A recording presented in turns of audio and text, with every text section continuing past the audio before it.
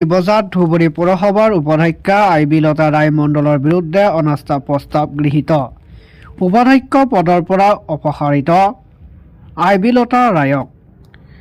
ধুবুৰী পৌৰসভাৰ উপাধ্যক্ষা আইবিলতা ৰায় মণ্ডলৰ বিৰুদ্ধে পৌৰসভাটোৰ একাংশ ৱাৰ্ড আয়ুক্তই অনাস্থা প্ৰস্তাৱ আজি গৃহীত হয়। ধুবুৰী আৱৰ্ত ভৱনৰ প্ৰেক্ষাগৃহত আজি জিলা আয়ুক্ত দিবাকৰ নাথৰ পৌৰোহিত্যত পৌৰসভাৰ উপাধ্যক্ষগৰাকীৰ বিৰুদ্ধে অনাস্থা প্ৰস্তাৱ সন্দৰ্ভত সকলো ৱাৰ্ড আয়ুক্তকে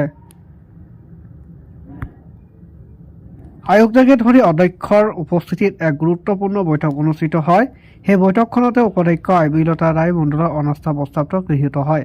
ধুবুৰী পৌৰসভাৰ মুঠ 16গৰাকীৰ ৱাৰ্ড আয়ুক্তৰ 10গৰাকীয়ে অনাস্থা প্ৰস্তাৱটোৰ সপক্ষে ভোট দিয়াত আইবিলতা ৰায় মণ্ডলে ধুবুৰী পৌৰসভাৰ উপাধ্যক্ষ পদৰ পৰা অপসাৰিত হয় বুলি জানিব পৰা গৈছে। আমাৰ ধুবুৰী মিউনিচিপালিটিৰ ভাইচ চেয়াৰমেনৰ এগেইনষ্টত এটা অনাস্থা আহিছিলে ৱাৰ্ড কমিশ্যনাৰসকলৰ পৰা। তাৰ পৰিপ্ৰেক্ষিতত আমি আজি আস্থাৰ কাৰণে এটা মিটিং দিছিলোঁ।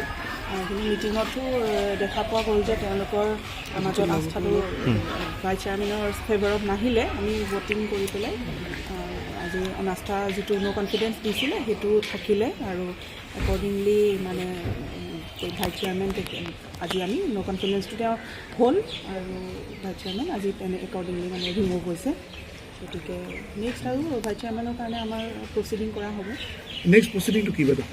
নেক্সট হ'ব আমি তাৰ কাৰণে আকৌ মিটিং কণ্ডাক্ট কৰিব লাগিব। একৰ্ডিংলি আকৌ নিউ ভাইচ চেয়াৰমেন চিলেকশ্যন হ'ব। মানে যিখিনি এলিগেশ্যন আনিছিলে সেই এলিগেশ্যনখিনি কিমান দূৰ সত্যতা আছে বা কিবা প্ৰমাণ পাইছিলে আপোনালোকে? এলিগেশ্যনছৰ ওপৰত আমি ফাৰ্ডাৰ ইনকুৱাৰী কৰিম। যিহেতু আজি ন' কনফিডেঞ্চটো হৈছে সেইটো কাৰণে আমাৰ একৰ্ডিংলি আমি এজ পাৰ ন' কনফিডেঞ্চ আমি কৰিব লগা হৈছে। পৰৱৰ্তী সময়ত আমি এলিগেশ্যনছৰ ওপৰত ইনকুৱাৰী এইটো কিমান দিনৰ ভিতৰত ফিল আপ কৰিব লাগিব আপোনালোকৰ নৰ্মছ মতে? আমি 45 ডেজৰ ভিতৰত ফিল আপ কৰিব লাগে। আজি কিবা ভোটিং হৈছে নেকি বাৰু? ভোটিং কৰা হৈছিল। ভোটিঙৰ মাধ্যমত হৈছে? ঠিক আছে।